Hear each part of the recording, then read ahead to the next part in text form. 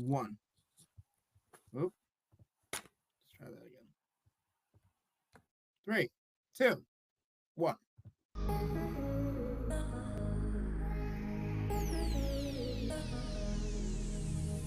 What up, Cavs Nation? I'm your host, Ethan Sands, and I'm back with another episode of the Wine and Gold Talk podcast. And we got a full house for you guys today. Chris Fedor, Jimmy Watkins, Ashley Bastock, and we are coming to you after the Cavs' first loss of the playoffs, Game 1, Eastern Conference semifinals against the Indiana Pacers, 121-112. There's a lot that went on in today's game when it comes to injuries, when it comes to schemes, when it comes to adjustments that were made and things that obviously need to be changed going into game 2. But Chris, coming away from today's game, what was the thing that you took away the most, the biggest takeaway from today's game? Well, guys, I think there were a couple of things. First off, I think there were some outlier things that happened in this game, and that usually happens throughout the course of a playoff series. So I know we're going to touch on some of those outlier things, including Indiana's 3-point shooting versus the Cavs' 3-point shooting. But the thing that stands out to me is that there is a real pathway to the Cavs losing this series against Indiana. If people didn't take the Pacers seriously coming into this series, they need to do it now. This is a team that is battle tested. They went to the Eastern Conference Finals last year. This is a team that offensively can keep up with the Cavs.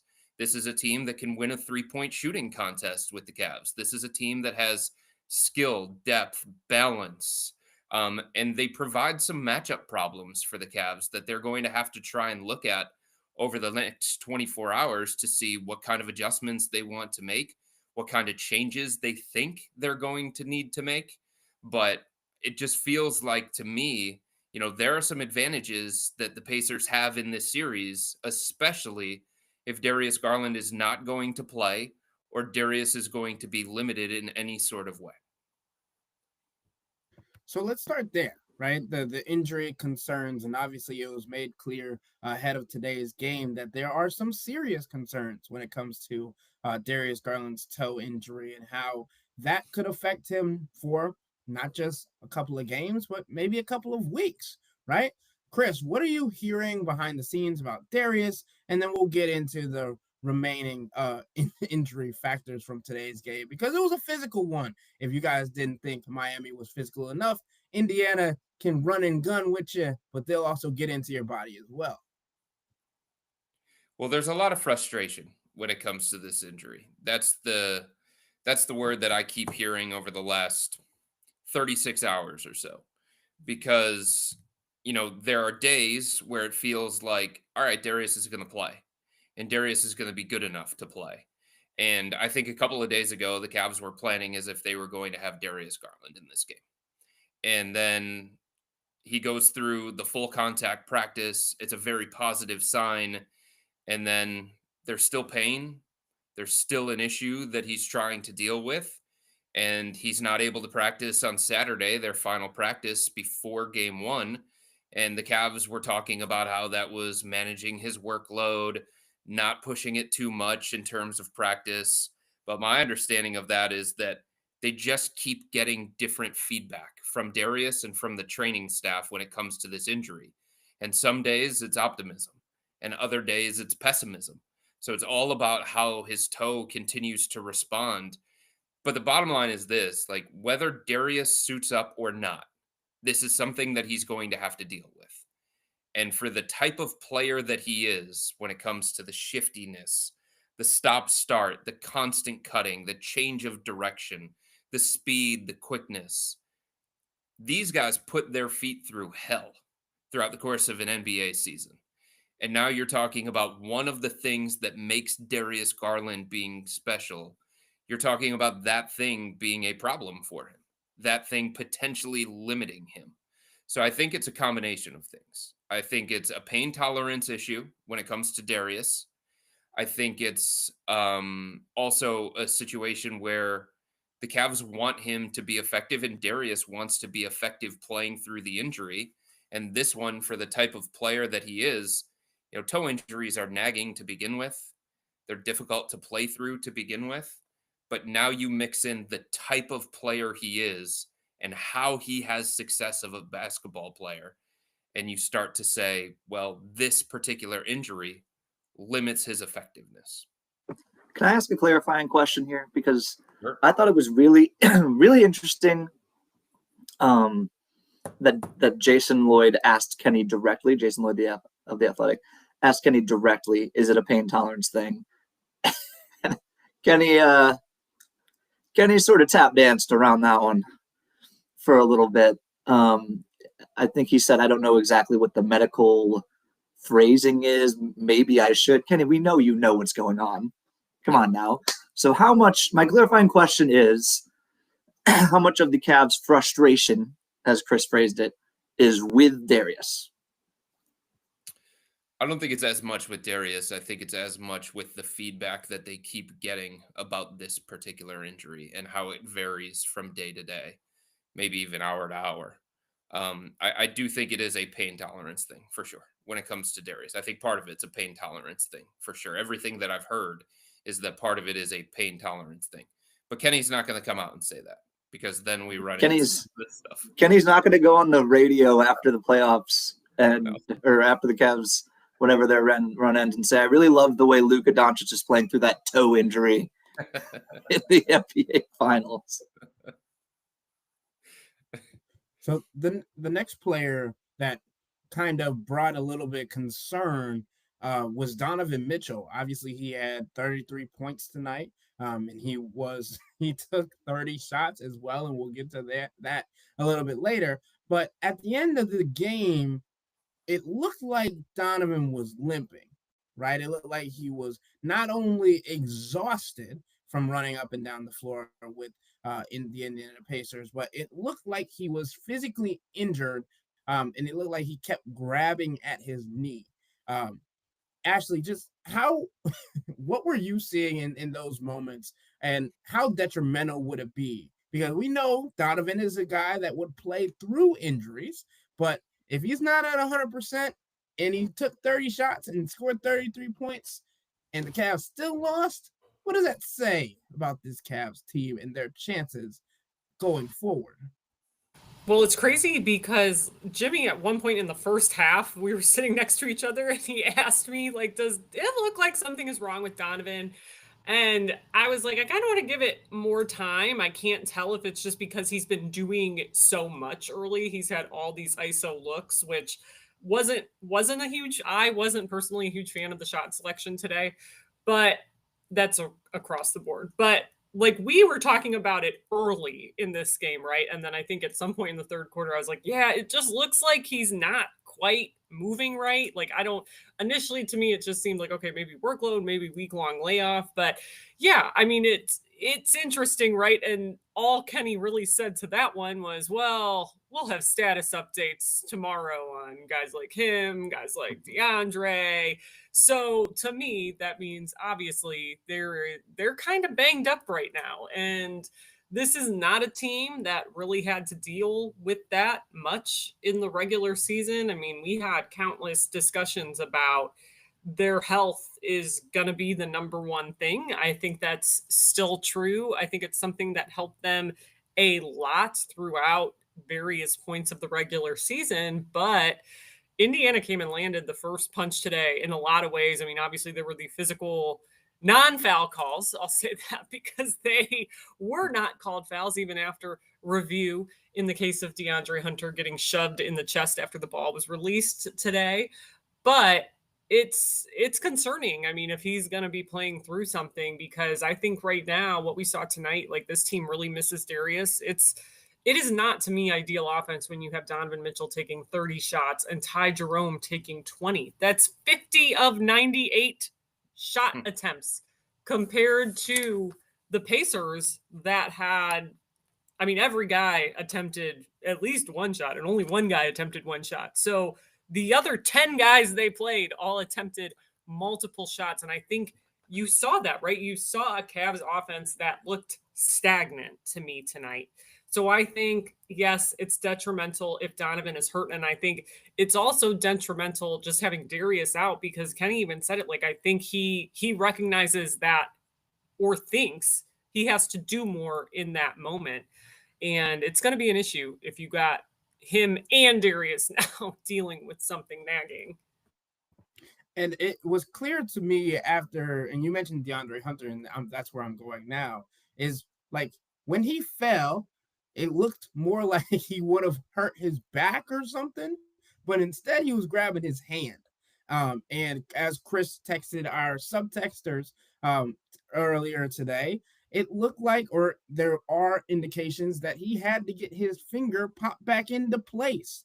Jimmy, we know the guy said he's going to be ready for game 2, but he was just getting on the right path for his offensive game, and we know how important he is to the defensive scheme for the Cavs. DeAndre Hunter had to get his finger popped back into place. That's not a good sign for anybody when you talk about basketball and everything you have to do with your hands. What do you think about this situation and how Hunter is going to have to bounce back even if he's not at 100%? So as we're having this conversation, I have formulated 2 big picture takes about this series, based a little bit off this injury stuff. Number 1, we can say till we're blue in the face that the Pacers shot better than we thought they would today. And Kenny was saying, like, within the first half, they had we were there in the second percentile in shot quality. I don't care. They made the shots and they won the game, and they only have to do it 3 more times. And now half your roster is injured. That's an over-exaggeration, but like everybody, it seems Evan Mobley, DeAndre Hunter, Donovan Mitchell, there's a lot of important players all of a sudden dealing with that injury. And this is how weird stuff happens in the playoffs. I think the Pacers probably won't keep shooting 50% from 3 the rest of the series. I think Andrew Nembhard is a great stat from the Indy Star beat writer, Dustin Doperak, was just handed this one out in the post-game media room. Andrew Nembhard had 0 regular season games with 3 or more 3-pointers made or something like that. He's got like 3 in the playoffs already. And today he's making the crazy step back shot from the wing. Like, what's going on out there? That, for sure, outlier stuff happening. But now some other stuff is happening that would make me a little bit more concerned than just shot quality, all of that stuff. Also, are the Cavs going to score 70 points in the paint again in this series? I don't know the answer to that one either. There's things you could say on both sides. That's one thing. Number 2, the Darius injury, and particularly to Ashley's point about like the shot distribution. I think you could argue, as much as they need Darius to be another horse out there and score, I think you could argue that they need him as much to be that stabilizing shot distributor. Like, look, Tyree, what's the difference between the Cavs, who had 2 players take almost more than half their shots, right? And the Pacers, the Cavs don't have their point guard. Pacers have one of the best table-setting point guards in the league. It's no coincidence to me that the Pacers are such a good team up and down the roster because they play with Tyrese Haliburton. 6 players in double figures, 2 more and with 7 points. Hey, that to me. Wait, what's that? What's that, Jimmy? Oh, boy. Say that again. Sorry, I didn't I'm hear phrasing, you. in praise of Tyrese Haliburton, first of his name. I don't think those 2 things are coincidence. The 6 players in double figures, 2 more and 7 points. That reflects positively on your point guard. Meanwhile, the Cavs, a little bit more scatter shot because their organizer is dealing with a toe injury. That's take number 2. I think the big thing when it comes to Darius is it just changes the matchups and it changes the math for Indy. I think they came into this series understanding that if Darius was going to be right, they were going to be more stressed on the defensive end of the floor because they're good with Andrew Nembhard dealing with Donovan Mitchell. They're fine with that. Andrew Nembhard held Donovan Mitchell to 1 of 10 from the field in his matchup, by the way. 2 points. 2 for Donovan Mitchell against Andrew Nembhard. Nembhard is one of the best defenders in the entire NBA. He did this last year in the playoffs. He did it in the first round. He did it all throughout the course of the regular season. He was in the 90th percentile as an on-ball defender. He's going to bother Donovan. He's not going to shut Donovan down. Donovan's a great offensive player. He is a dynamic offensive player. There are matchups that Donovan's going to win in this series moving forward, of course. And there are going to be times where he's going to get the better of Andrew Nembhard. But the Pacers feel good about that matchup, right? If it's Darius out there instead of Sam Merrill, now all of a sudden they have a decision to make. Do we keep Nembhard on Donovan? Do we put Nembhard on Darius Garland? Do we put Aaron Nesmith on Donovan? Like, what do we do with each individual matchup? And the truth is, Darius Garland stresses a defense a different kind of way than Sam Merrill does. Duh. Like, they put Tyrese Halliburton on Sam Merrill, and they had no issues with that whatsoever. That was a place for Tyrese Halliburton to hide. By the way, the Cavs went at Tyrese Halliburton late in the fourth quarter, and he shut their water off multiple times. So I don't know that, like, he's huntable, relentlessly type Trae Young defender here. He's got length. He's got athleticism. He blocks Ty Jerome. We're hating on Trae Young. I'm back. We're hating on Trae Young. I'm back now. There we go. He blocked Ty Jerome how many times? He blocked, Max Strus how many times? So it's like there's just a place where Indiana can put him. And it's different if Darius is out there because now all of a sudden the defense has to make more decisions. Now all of a sudden Rick Carlisle has to make more decisions about what is he going to do with his matchups with those individual defenders. But if Darius isn't out there, I'm sure Indiana feels great about their ability to guard the Cavs. They feel great about Pascal Siakam and what he can do defensively against Evan Mobley. And it doesn't mean that he's going to win that matchup every single time, but it means they don't have to overreact on the defensive end of the floor. They can stay consistent with what they want to do defensively. They can keep their defensive integrity in place because they feel good about some of their individual matchups. If it's Darius instead of Sam Merrill, if it's Darius instead of Ty Jerome, it's a different kind of situation. There's just a different level of defender that is going to be required to neutralize Darius that Indiana certainly didn't have to worry about in tonight's game. And you mentioned overreacting, Chris, and I think that's exactly how the Cavs did, not emotionally, but defensively, right? They continuously were caught over helping, which allowed the Indiana Pacers to get open looks, right? Whether it was Jared Allen trying to help out on the interior or whatever. As Jimmy mentioned, this is a big portion as to why the Cavs won the paint battle as significantly as they did. The Cavs had 70 points in the paint. The Indiana Pacers had just 38.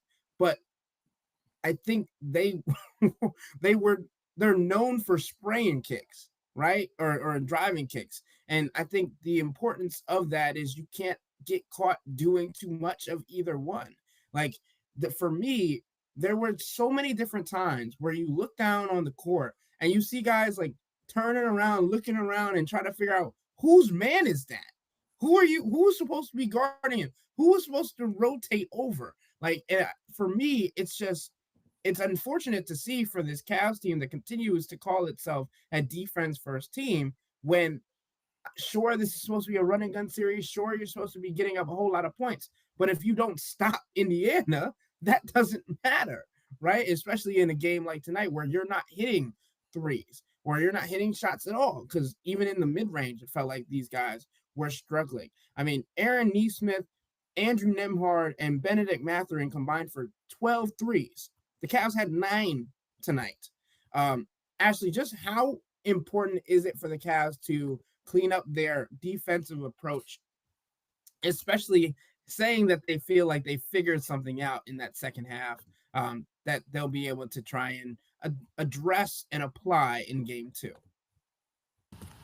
I mean, it's everything, right? I felt like, especially early today, they looked terrible on that end of the floor. They were falling for pump fakes. They were out of position. They were getting beat off the dribble. They were allowing Indiana to just totally dictate on that end. And yeah, okay, things were a little better in the second half, but the sequence I wrote about in my zero column, zero story, whatever, is from the fourth quarter. There were about 3 minutes to go. Donovan had, it just to me summed up the game, right? Like Donovan had an ISO look on the left wing. He takes a couple of hard dribbles. He goes for the finger roll. It's short. Miles Turner gets the rebound, throws it up the court to Pascal Siakam. He gets a layup, and all of a sudden, you're back to being down 8 when you had just been up 2 like a few minutes before.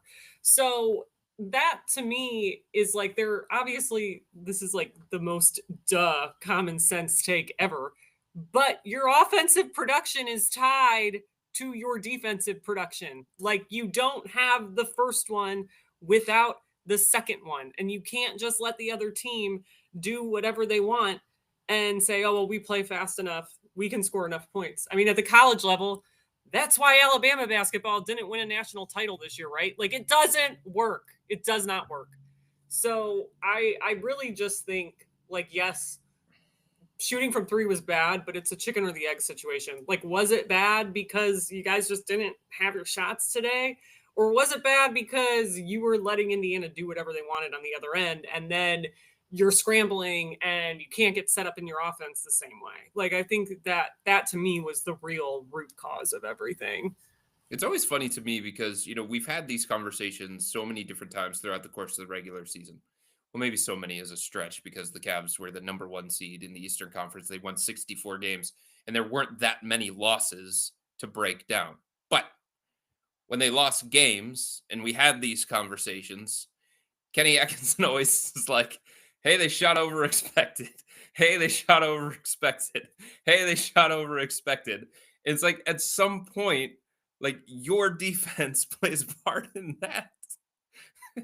Your closeouts, your overhelping, your discipline.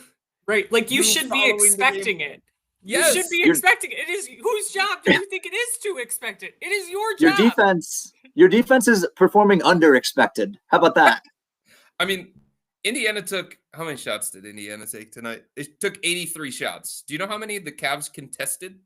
Statistically, according to NBA.com. Of the 83 shots that Indiana took, the Cavs contested 30. 30. That is a horrendous number. And then if you look at Indiana's 3-point shots, they took 36 of those, right? Like, I get it. Andrew Nembhard usually doesn't make 5 threes. Aaron Nesmith probably doesn't shoot like this every single game in the series. But, like, if he's going to take warm-up jumpers, he's going to make those. And I don't think they contested a single Aaron Nesmith 3-pointer. The number of contested 3-point shots that the Cavs had tonight, 14. 14 of the 36. Like, we're not in Miami anymore, folks. This is a team that if you give them open looks, if you allow them to be comfortable, if you give them rhythm jumpers, they're good enough to make them. And they did tonight. And if the Cavs give Aaron Nesmith a lot of the looks that they gave him tonight, and I know it's hard, this is a difficult team to defend. Indiana is a top 10 offense for a reason. Indiana had the best offense in the entire playoffs last year. The best. And they had the second best offense in the playoffs coming into tonight's game. There's a reason why they're so difficult to defend. And you do, in some ways, have to pick your poison. But you can also close out a little bit better. You can also make these things a little bit more difficult on Indy. And if you give Andrew Nembhard some of the quality looks that he got in tonight's game, if you do that again in game 2, and the same thing for Nesmith, and the same thing for Obi Toppin and Benedict Mathurin, they're capable of making those shots at a high level. Maybe not to the same exact level, because, you can't predict what happens in game 1 happening again in game 2. But those are looks that Indiana will burn you with. And they'll do it the entire series if the Cavs aren't more disciplined on the defensive end of the floor. I found it pretty interesting that when we were talking about, before the series began, there was a lot of talk about, obviously we were asking about Indiana's pace a lot because that's their defining characteristic. And, Kenny was like, well, what is pace really? You know what I mean? Like, is it, what did he say before the game? Like, I wish we could just say, like, pace is the average time you shoot you shoot on the Within shot a clock or possession. something like that. Yeah. Right, within a possession. It's like, I mean, that's kind of what it is, because if you shoot earlier, you'll have more possessions. I digress. But this whole idea that like pace can be defined so many ways. Well, after the game, Kenny's saying, yeah, I'm not sure we were ready for them to play that fast, or we were ready for how fast they play. Like, it's one thing to watch it. It's another to experience it. Right. And he said something about questioning the way he prepared for it. Both Donovan and Evan said, nobody practices at this pit. Like, you can't really replicate it because nobody else does it every day. The Pacers live and breathe. Rick Carlisle wears a moniker on his quarter zip that says drive and kick. They live it. Yeah. They live it every day. And again, I do think there is some credence to outlier shooting. Some of these shots that are uncontested on purpose. Like, you have to choose places where like Indiana stretches your defense so much, you just, okay, if it gets to this point where, I don't know, low 30% 3-point shooter is open, we'll live with that. You can take that shot. So, but still, there's like that, we're at this weird intersection of basketball right now where the old school versus the new school, that, like, Kenny's an interesting case study in this, where he'll cite shot quality a lot. He can, I feel like Kenny can look at as much as he knows the game, the ins and outs, and is a film watcher, all that stuff. Kenny values box scores. Kenny values numbers to a higher degree than some coaches. Rick Carlisle is sitting, and I asked him a question about 3-point attempts and paint points after the game, and how much of that was by design. You guys, I'm thinking you allowed a lot of paint points. The Cavs didn't make a lot of threes. Is that part of your defensive strategy here, or at least was it today? And he kind of just threw it away. He goes, "Yeah, I think we do too much of looking at a stat sheet and drawing conclusions in basketball." I think that's kind of an interesting contrast. Now, of course, Rick Carlisle knows about shot quality. Said that they got a little lucky actually on that front tonight. Like, their shot making was a little crazy. He said that. And Kenny, of course, is a big film watcher and player development. That's his roots, hands-on coaching. But I just think that's I don't like when we start talking that way. We start saying, it'll regress. I don't think it's not as needed of an explanation as it sounds. I just think the Cavs need to be more disciplined defensively. You know what I'm saying? Like, we've been through this whole thing throughout the course of the year with the Cavs going up and down and up and down and up and down when it comes to their defense. And, like, they were in the top 10, they were out of the top 10, they were back in the top 10, then they were back out of the top 10. And, like, that's going to play itself out over the course of 82 games. But this team specifically that they are playing, and that's all that matters right now, this matchup, like, they make you pay for every little mistake. They stress your defense in a way that some of these other teams can't. And the Cavs are going to have to make some decisions when it comes to their lineup stuff and it comes to their strategy, especially on the defensive end of the floor. So, just a quick stat. The Pacers made 19 or more threes just 5 times this year, right? So, sure, you could say shouldn't over expected. Blah, blah, blah. There's the stat to back it up, right? They had 19 of 36 today. They shot 52.8% from beyond the arc. The other stat that is interesting to me is the Cavs, obviously, as Chris mentioned earlier, only had 18 losses. Half of those came when they shot below 30% from 3, right? How important is that for them? They shot just 23.7% from deep today, 9 of 38 as referenced earlier. And we don't want to keep going back and forth with this, the defense and the offense, as Ashley said really well, the chicken or the egg situation. But, like, what is the biggest adjustment that needs to be made? Obviously, defense is crucial, but what do they do differently? Because I feel like we've been having, as Chris mentioned, the same conversation. So what changes? What's different?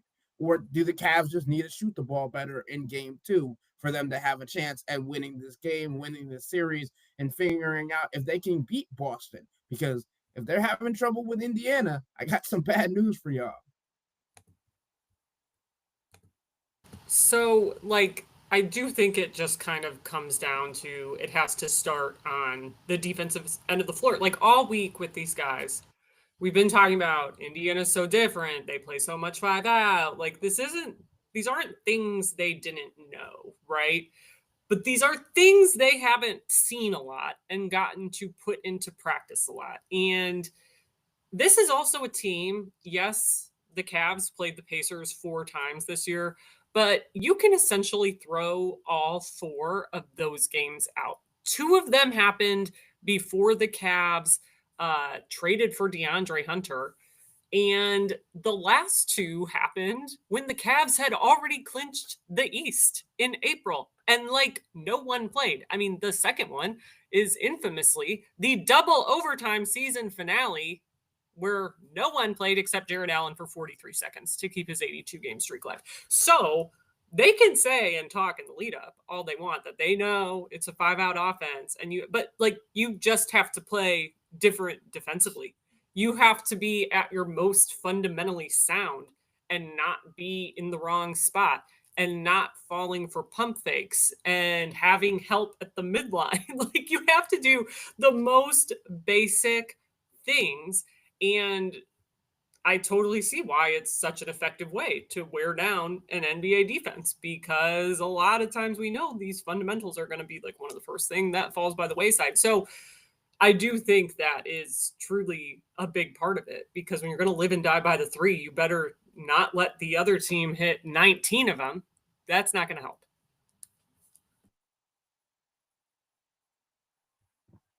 Anybody else got thoughts on what other areas the Cavs need to make adjustments in, or did Ashley cover it all? I think they need to play DeAndre Hunter more at the 4. I feel like I've been talking about this all season long, but in this series in particular, I think they need his skill. I think they need his athleticism. I think they need his length, and I think they need to play him at the 4. And I understand the concerns with that because Pascal Siakam is on the other side of that. But you got DeAndre Hunter in part for his lineup versatility, for his skill set, 3-level scoring, but also his isolation defense. So trust him. See if he can do it. I just think if Indiana is going to get into situations where they're bringing Jared Allen into the actions and the Cavs are so willing to switch because they are a switch-heavy defense, it's going to be Jared Allen against Tyrese Halliburton, and that's advantage Indiana. Or it's going to be Andrew Nemhard against Jared Allen, and that's advantage Indiana, because Indiana wants Jared Allen away from the basket. Indiana wants Jared Allen away from the paint. Jared's not as effective there. Everybody knows that.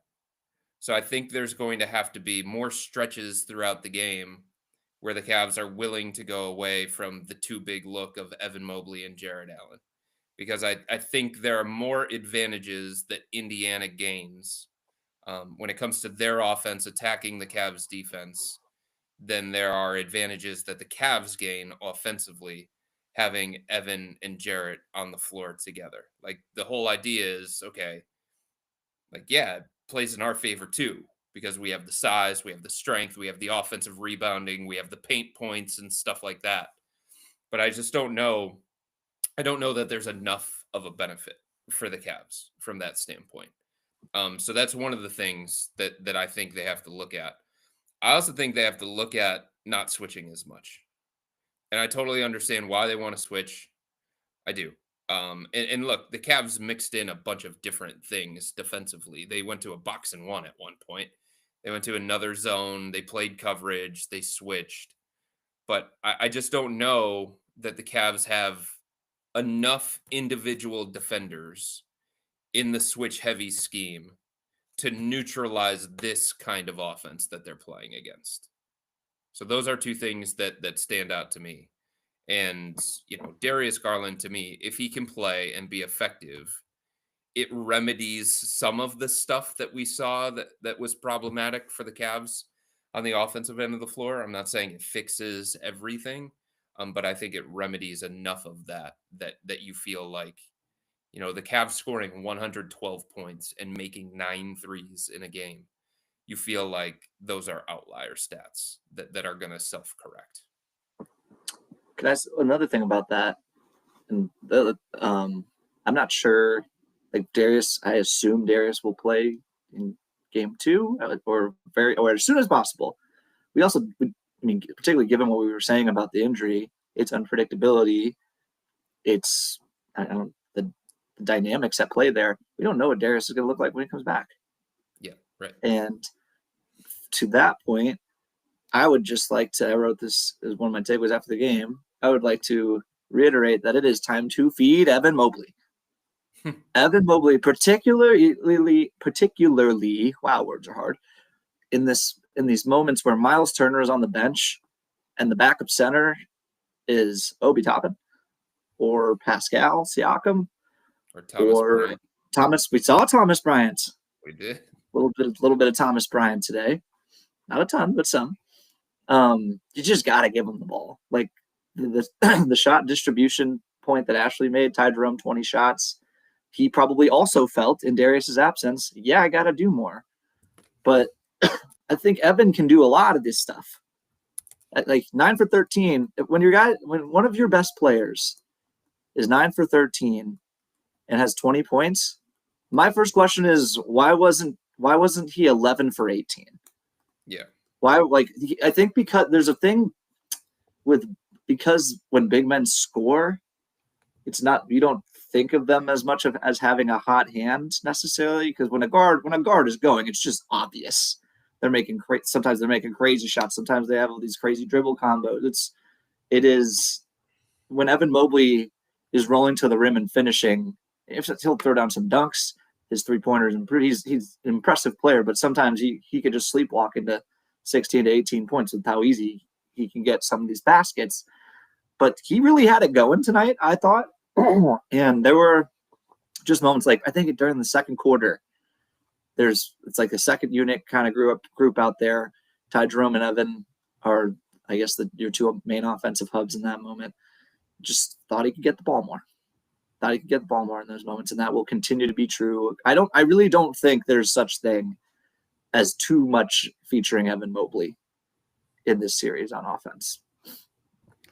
Chris, do you think this team can adapt to the pace, to the speed that they play with? Obviously, we've talked about it. Like, you don't really know how bad it can get until you play against it. And obviously, like, not just Donovan was exasperated, but like multiple other players were clearly gassed throughout different portions of this game because of getting back on defense, trying to get on offense. And at points, like Ty Jerome would be arguing with a ref and then miss his man running back on offense after not getting a foul call. I think there's no time for anything. You can't complain. You can't celebrate. You can't do anything. And it kind of takes. Good thing Nico Harrison ain't running this team. Ty Jerome be on the next plane to the Lakers. And this Cavs team is just like, what they do so well is getting to enjoy beating up on other teams. They're not getting to do that in this series. There was a moment from tonight's game that I thought was really, really telling, and I thought it was really important. And it was almost like the Cavs had this look of, oh, bleep. Like, the Cavs went on a 20-4 run in the third quarter. 20-4. And a lot of that was they were getting stops and they were getting the rebounds and they were pushing in transition, and Donovan was just going bulldozer. And he was working his way to the free throw line. A lot of his points during that time were just getting out in transition and pressing the defense as much as he possibly could. But they went on a 20-4 run. The arena is roaring. The towels are waving. It's game 1 of the Eastern Conference semifinals. That's what the Cavs do, right? They go on these flurries. Lesser teams don't handle that. Lesser teams crumble. And Indiana just calmly responds to it. Miles Turner makes a 3 right before the buzzer at the end of the third quarter. And despite the Cavs going on that 20-4 run that just is the kind of run that makes a lesser opponent wilt, Indiana's leading going into the fourth quarter after all that. And I think the Cavs had a look of like, oh, Jesus, they're still here. Like, what do we have to do? Like, if a 20-4 run is not enough for us to take the lead going into the fourth quarter, like, what do we have to do? Like, I thought that was a championship level big boy response by Indy that showed why they went to the conference finals last year. I think it showed why, like, they're fully capable of winning this series against the Cavs. Like, there's a legitimate pathway to them winning this series against the Cavs. I don't think it's time to panic. I don't think there's any reason to overreact. We do this thing when watching playoff games where one team wins and, like, in your mind, like, I can't see how the other team's going to win. Like, this team, like, everything that they did, they're just going to be able to do, and it doesn't work that way. Every game is a fresh start, and there is no carryover. But, like, Indiana's tough, man. They are mentally tough. And for them to respond to that 20-4 blitz from the Cavs, I thought that was big time. And I think that showed the Cavs, like, what they're in for in this series. But can the Cavs respond? Of course the Cavs can respond. Can they find a way to get the tempo and the pace of the game back in their favor? Absolutely. And to me, it starts on the defensive end of the floor. Like, that's what fueled their 20-4 run. They got stops, and they were able to push the pace. They got stops. They were able to get out in transition. They got stops. They were able to work against a not set defense of Indy. And I know Indy's not the greatest defense in the NBA. It's not like they're playing against the Thunder. But as I talked about already, like, there are individual matchups that Indy feels good about. So if the Cavs have to work over and over and over again to get Donovan Mitchell the hell off of Andrew Nembhard, and he's fighting through all these screens, and they have to run all these different actions, that's exhausting. And I felt like at times, like, it was more of a chore for the Cavs to get quality offense than what you would expect against a defense in Indiana that came into this game with the reputation that it has.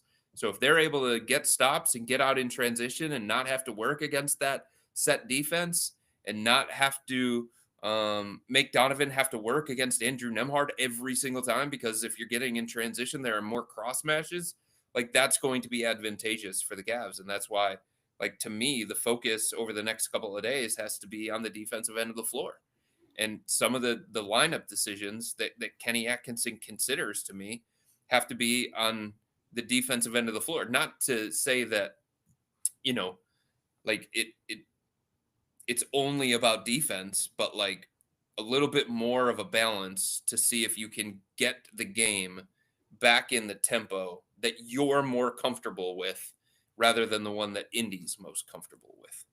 And just the point that, to go back to what Jimmy was saying about Evan Mobley, like, he also said that he kind of landed weird in the injury. Like, he has something that he's he was with. limping in the locker room. Oh, yeah. There was a noticeable limp from Evan Mobley in the locker room going to the showers. So it's everybody. And obviously it's the playoffs, but, like,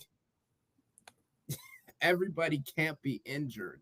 That's the hardest part of all of this. And I think when we talk about different players needing to step up, and Chris, you and I had this conversation last night, the defensive aspect is going to be huge. And Isaac Okoro seems like the guy that he had some good, decent minutes tonight, but he still didn't make the shots that we needed him to make. He sure did get into transition, like I talked about. He did have a good cut to the basket, all these things. But I think sometimes, especially in a game where you have two guys combined for 50 shots, maybe you're not worried about Isaac taking or not making threes, because his whole role would be on the defensive end.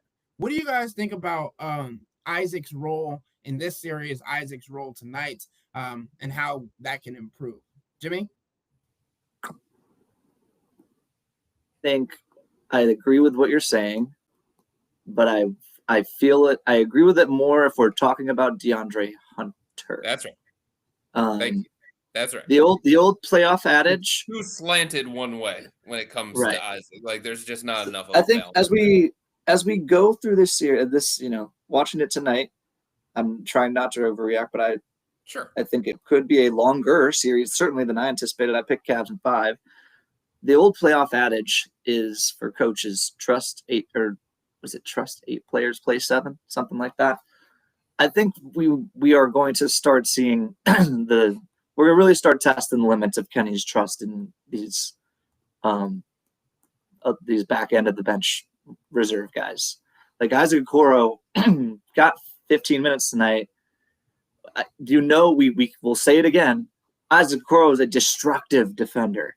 He can do a lot of things to hurt an offense. And if the Cavs if they find the formula, Isaac Okoro is helping you get enough stops where now the Cavs are the team controlling the pace and running out in transition. Okay, I'm open to hearing it, but if you don't have to guard him, like it's a hard reality to avoid. I think I'm very curious what happens to the Sam Merrill minutes as we go forward in this series with Darius. I get it, Kenny, that you love the advantages that Sam Merrill creates off the ball, and he's a pressure reliever because of the spacing that he provides. He needs to make more shots if that is going to be his primary value. I mean, what did he shoot tonight? 2 for 5 from 3. That is 40%. But for a guy who you're spot starting over your all-star, like more volume, more of that. How many minutes did Sam Merrill? 6 minutes. 6 minutes in the second half is what I was looking up. Second half. 6 minutes in the second half is what I was looking up. So maybe you're already starting to see that. Dean Wade. I love Dean Wade as a defender. Pascal Siakam did not enjoy his experience on Dean Wade Island at times tonight. I thought he was really good in that regard. You gotta take shots, man. You just have to. Or you get DeAndre Hunter. Assuming he's healthy enough to do it. He played 30 minutes tonight. What if DeAndre Hunter just plays 38 minutes, 35? Like, we really just start going big boy playoff rotations here. Donovan Mitchell played slowest toddler of Hoop OMG in the world over here. 34 minutes tonight. And now again, I agree. I thought he looked weird out there physically.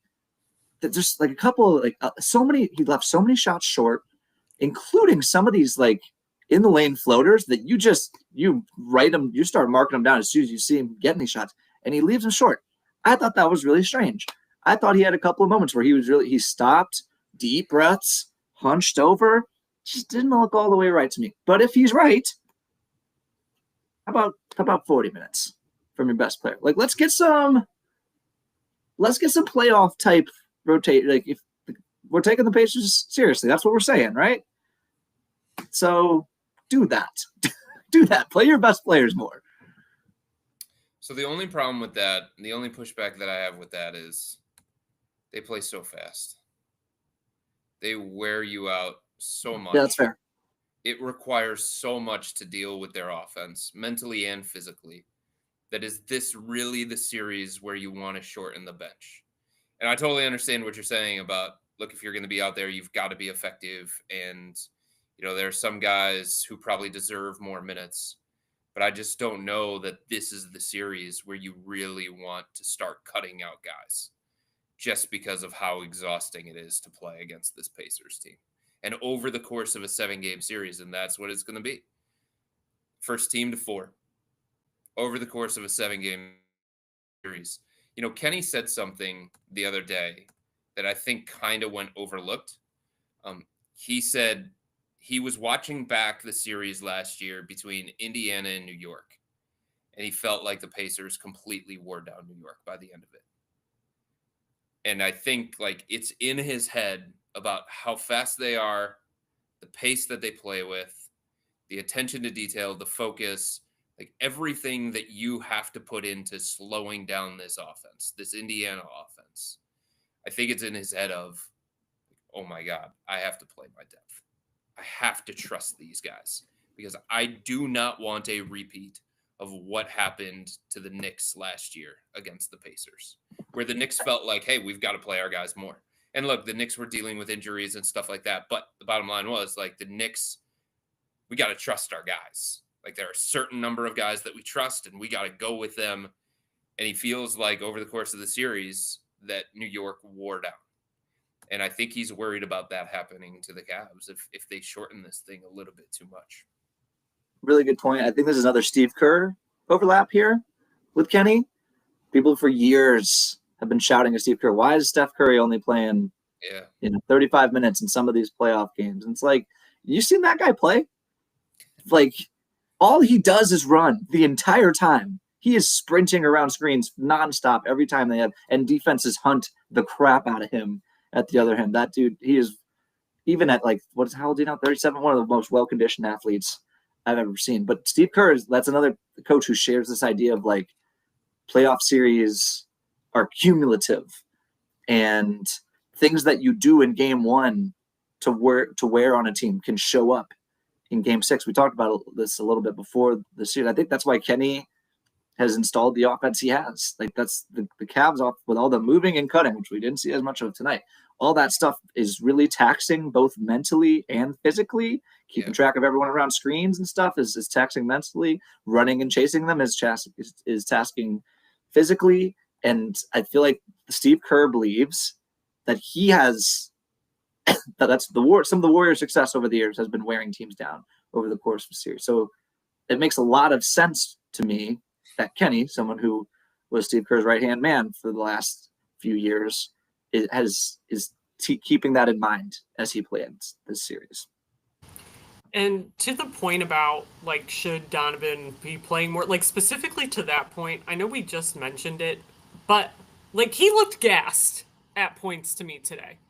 Yep. And actually, the story I'm writing tomorrow about the 3-point shooting percentage, I was looking for a photo, and John Kuntz got this amazing, our photographer, John Kuntz, got this amazing shot of Donovan walking back to the bench. Just, I mean, you can see the sweat on his face.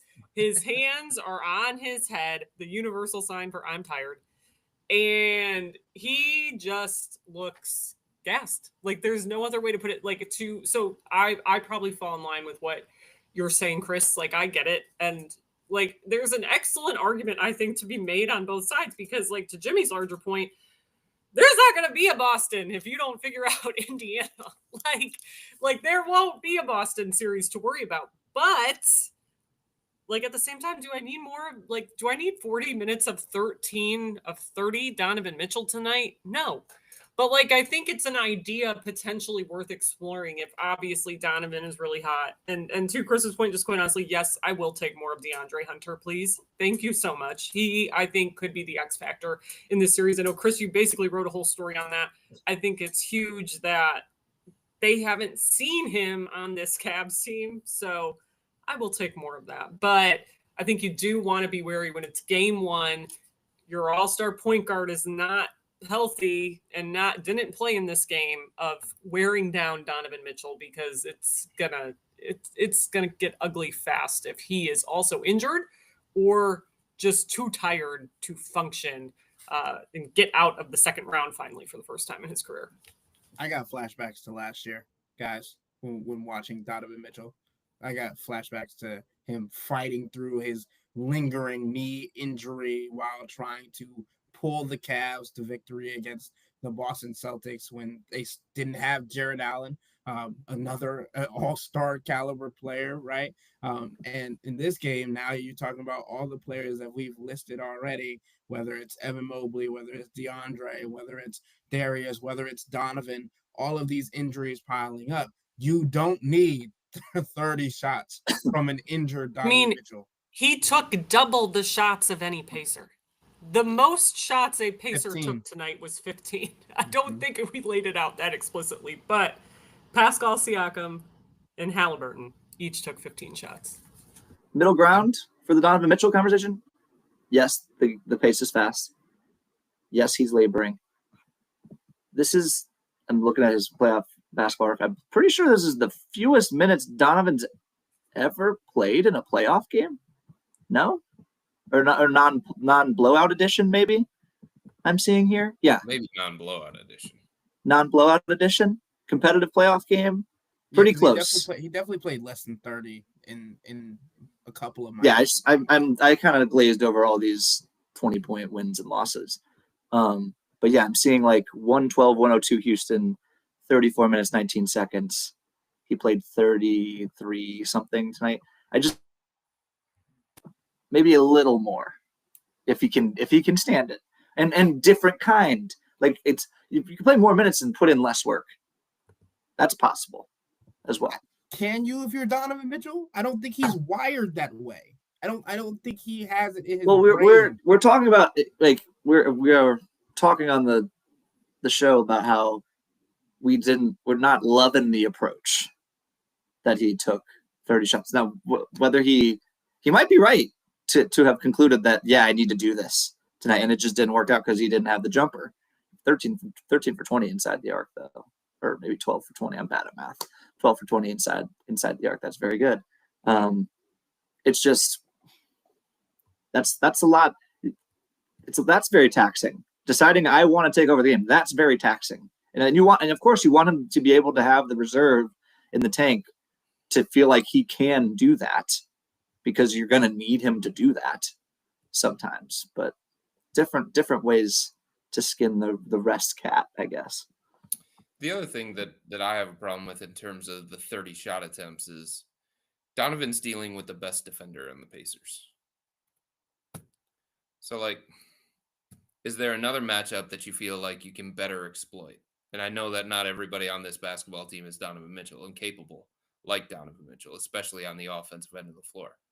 But there are other more favorable matchups for the Cavs that they could potentially explore on the offensive end of the floor. And one of them, I think, as Jimmy mentioned, is Evan Mobley. I think another one's Jarrett Allen. Jarrett's obviously reliant on his teammates creating those shots for him.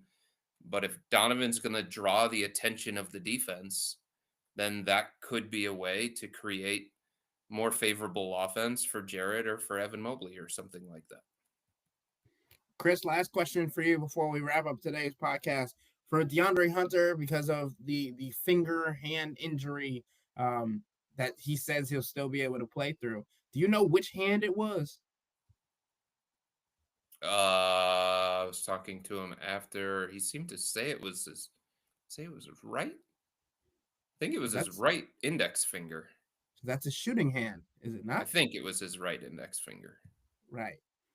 So I just think it's something to keep an eye on, something to monitor. I said before the series that I thought DeAndre Hunter was going to be the most important player for the Cavs in this series. So I think you guys are absolutely right to want more of him. Give me more of him, as Ashley said earlier. But I just think everybody has to step up.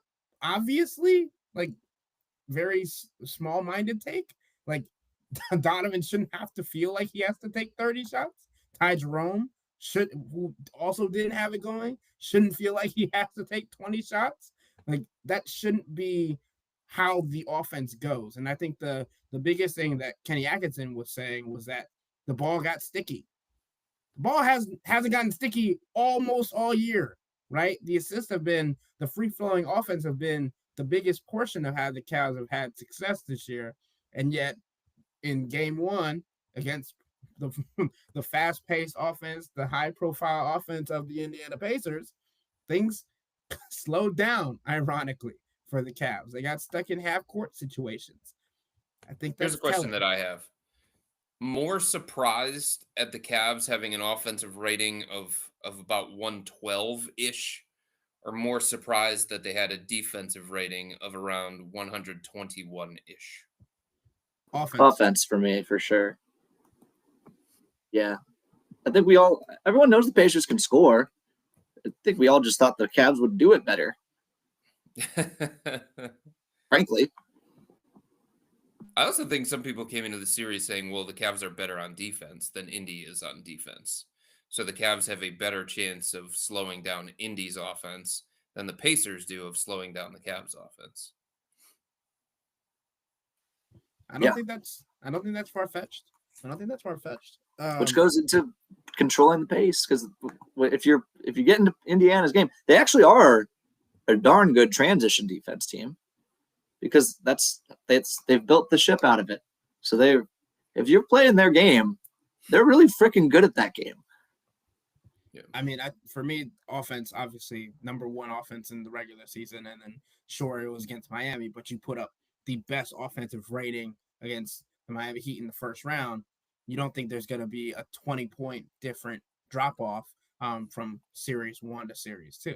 So I definitely think the offense, and as we've talked on this podcast a lot, the law of averages says that the Cavs are going to bounce back and have a better game tomorrow, or better game on Tuesday. They just have to do it, right? And actually see if that comes true. But anything else from the Peanut Gallery before we wrap up today's episode? Nope. I got nothing. All righty. With all that being said, that'll wrap up today's episode of the Wine and Gold Talk podcast. But remember to become a Cavs insider and interact with Chris, me, and Jimmy by subscribing to Subtext. Remember when I said that we were texting throughout the game, giving insight on the background after the games?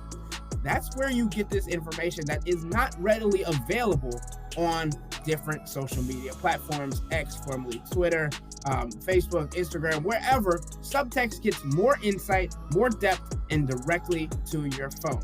So to get this insight, sign up for a 14-day free trial or visit cleveland.com/Cavs and click on the blue bar at the top of the page. If you don't like it, that's fine. All you have to do is text the word STOP. It's easy, but we can tell you that the people who sign up stick around, because this is the best way to get insider coverage on the Cavs from me, Chris, Jimmy, and Ashley. This isn't just our podcast. It's your podcast. And the only way to have your voice heard is through Subtext. Y'all be safe. We out.